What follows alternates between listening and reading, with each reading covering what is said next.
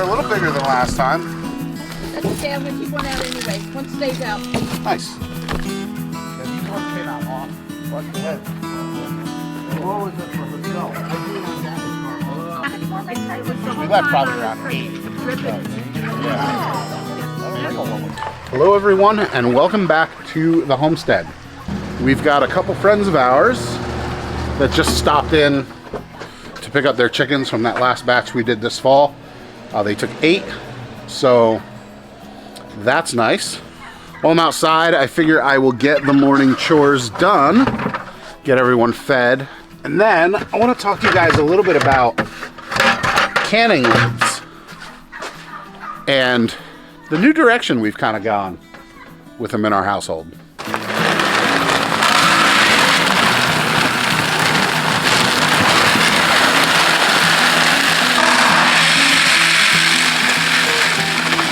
Our turkeys are getting absolutely gigantic.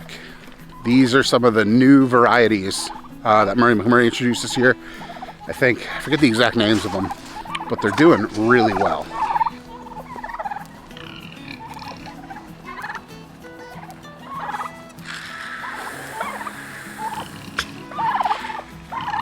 The folks who were just here are the customers that buy our biggest bird every year. When we ask what they want, hey, getting on frame. When we ask what they want, their reaction is just whatever the biggest one you grow is. So that's what it'll be this year for them again as well. I don't know which one it is. These whites look really good, but one of the bronzes is really, really big. This bronze right here that's coming up behind me is, oh, there's a turkey blocking the way. Hey, scooch. This one right here is huge. We do still have a few spots available for turkeys for Thanksgiving this year. So if you're in the southwestern New Hampshire, Massachusetts area, and you're looking for a bird for Thanksgiving, give us a shout. We do raise primarily large birds, so starting at 30 pounds and going up from there. We charge $5 a pound for our turkeys. That includes all your processing and dressing it out. If you wanted it pieced out too, and vac sealed in bags so that you're not just gonna eat it at Thanksgiving, you're gonna eat it over the course of the year, we can do that for you too.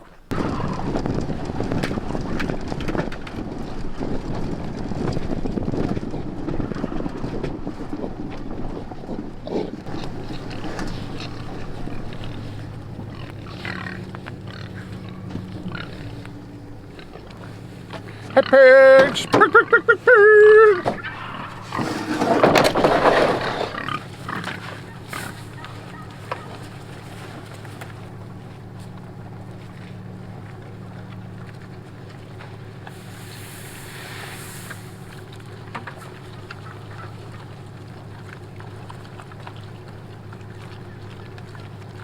There's a funny story behind this video's sponsor, ForJars, and I feel like I want to tell that story to you. Kind of just ignored the email. I didn't know who it was from. I'd never heard of the company, and I figured I would just let it go. You know, I kind of, yeah, I'll get back to it, but I never really prioritized it. So fast forward to Homesteaders of America conference, which is about a month and a half later.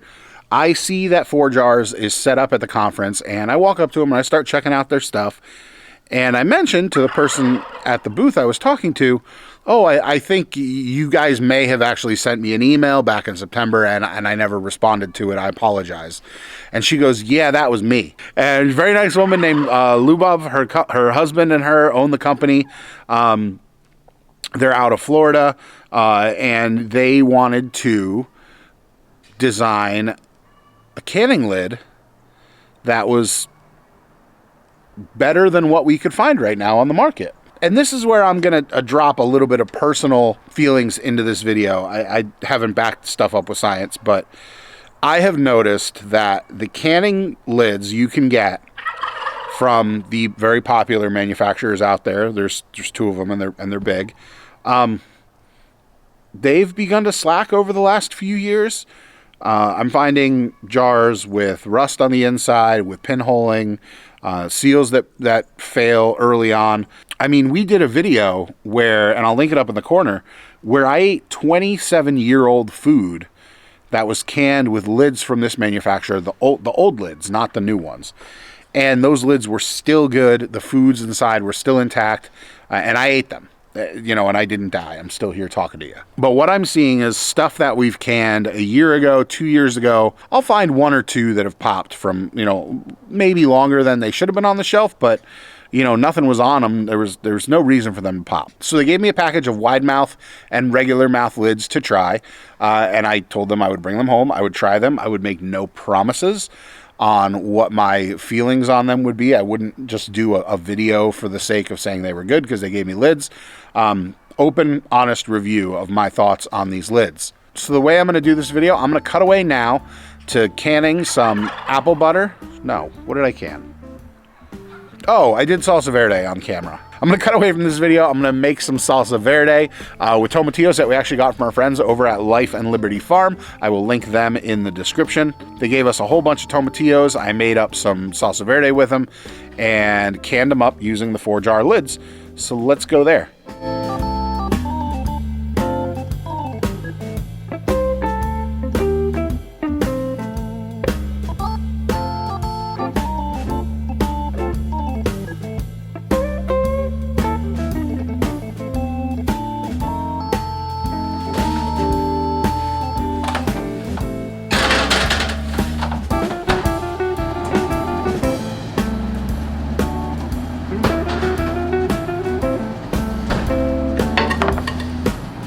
All right, so I've got my tomatillos roasted in there. It's the recipe from the National Center for Food Preservation. I will link it in the description for you, but I'm just doing a 1.5 times what that is. This isn't a thickened jelly or jam or anything like that, so you can safely get away with multiplying it. I'm only making 2 small changes to this recipe. The ratios of everything are going to be the same, just 1.5 times what the recipe size is. But I did roast the tomatillos. I just cut them in half, put them on a pan, and roasted them for 20 minutes at 400 degrees. No oil or anything like that was added to them. And I'm gonna be adding 3 tablespoons of chopped cilantro right at the end there before we go into the jars. And that's just more of a flavor thing than anything else. Their recipe doesn't call for cilantro, but I like cilantro in my salsa verde, so I'm gonna put it in there.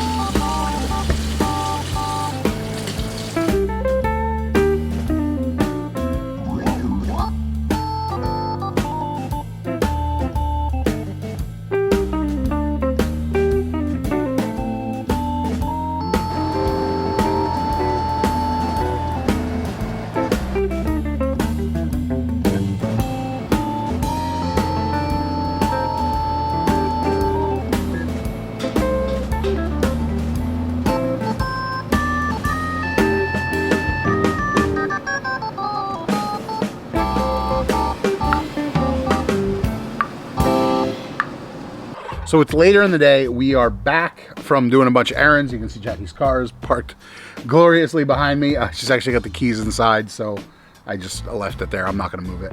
But I've now got in front of me one of each, a classic lid that many people are using out there, and one of these new 4-jars lids right there.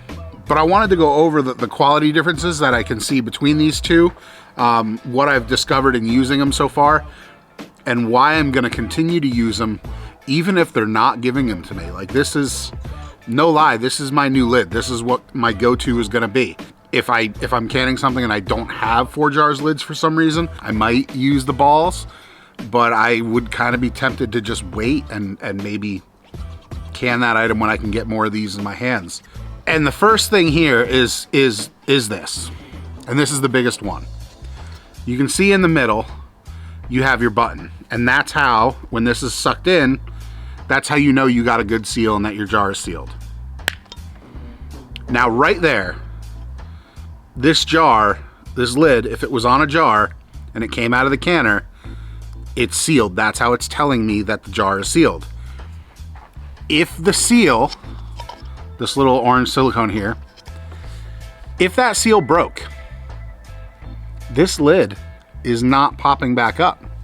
I have no way to know if this seal has failed because that little button there, unless I push it from the bottom, it's not coming up. Bar none, that is a deal breaker for me on the ball lids. I'm seeing that way too often. I picked this lid right off of the top. I didn't fish through it to try and find one. It's a problem I've seen. Not every lid has it, but the stack of ball lids that I have inside, that was the very first lid that I picked up, and it didn't. And I didn't even have to fish for one that was doing it. It's that common of an issue. These ForJars lids,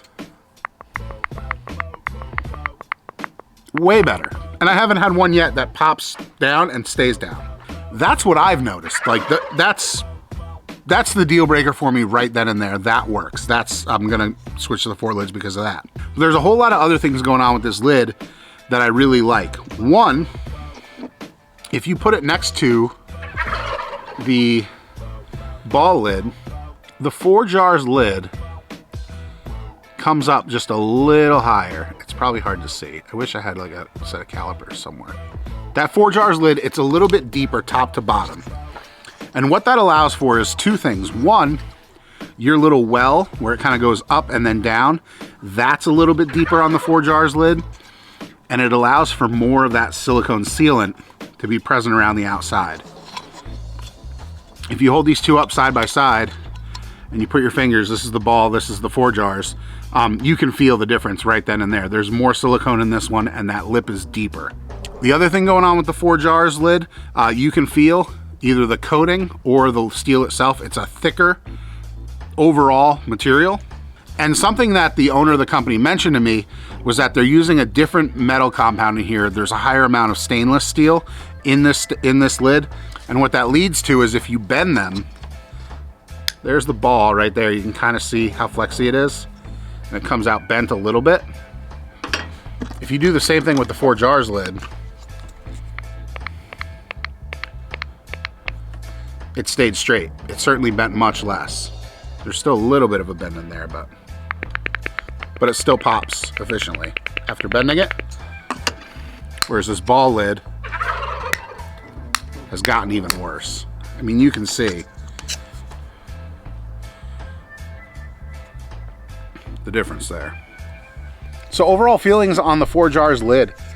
This thing is cool. You know, for a long time, you really only had a few options in the canning jar lid space. These kind of take it back to a place that's even better than the lids were originally, I feel. I've got over 30 jars inside of apple butter and salsa verde that I've used the ForJars lids on so far, and I haven't had one failure to seal. Not one. Everything that went in the canner came out sealed and tight. So if you're over the problems you're having with the canning lids from the Big B company over the last couple years, I would give these ForJars lids a shot. I'd definitely check them out. I've been using them, I'm happy with them, and I think you'll be happy with them too. I'll leave a link down in the description to where you can go and get your own ForJars lids if you want to try them out. And make sure to hit that subscribe button down below so you can see all of the fun stuff we've got going on here on our homestead. As always, everyone, thanks for watching and have a great day. Bye.